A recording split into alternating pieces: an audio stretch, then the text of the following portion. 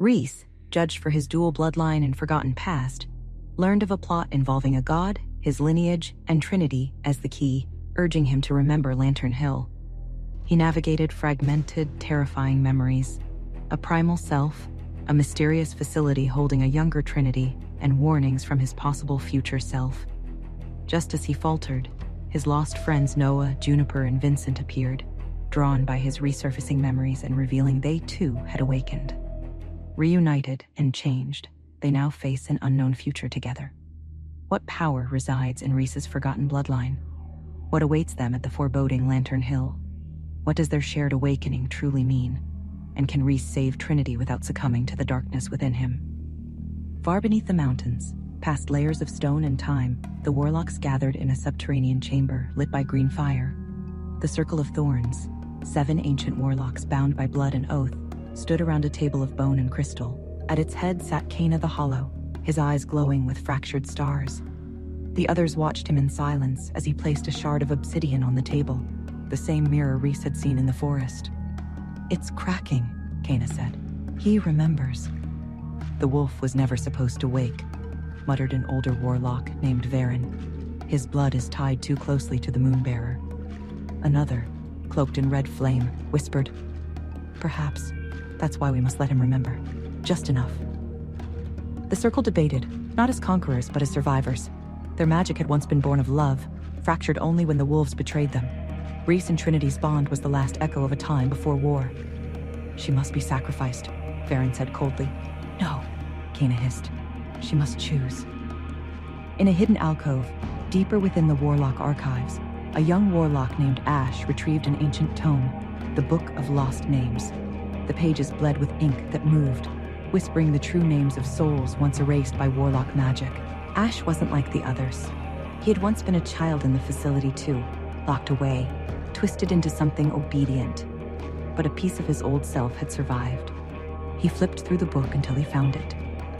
Trinity Airless, Moonbearer, Memory Shifter, Bloodline Severed. A sketch lay beside her name, a girl with white hair and hollow eyes. Ash's fingers trembled. She had been one of them. Taken, rewritten. Ash didn't know why he felt sorrow, but deep in his chest he heard her voice, not with his ears, but his soul. "You were kind once." Long ago, before the circle rose, Cana had not been a warlock.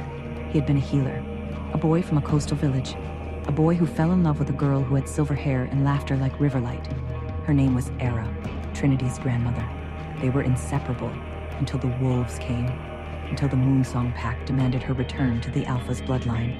Era left. Cana was heartbroken, and in his grief, he turned to forbidden magic to find her again.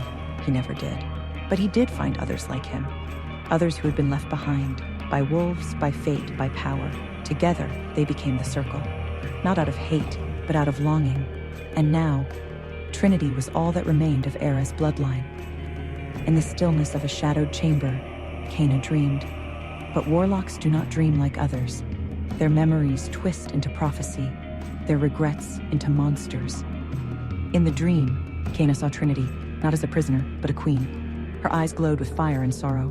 Reece knelt before her, not in love, but in defeat. Around them, the forest burned. He awoke screaming. A voice whispered in his ear, "You are afraid of what she will become." It was Verrin, watching, waiting. "If she binds with the wolf, we lose the circle," Verrin said. "We lose everything." Cana wiped sweat from his brow. "No, if she binds with him, we become whole again." Ash crept into the chamber where Trinity was being held. She sat on a pedestal surrounded by sigils, her mind cloudy, her memories fractured again. He knelt before her.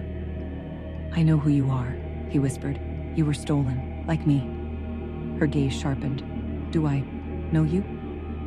Ash offered her the Book of Lost Names. "Your name was erased, but I can give it back." Outside the chamber, alarms sounded. "Go!" Trinity urged him. "They'll kill you!" Ash hesitated, then ran.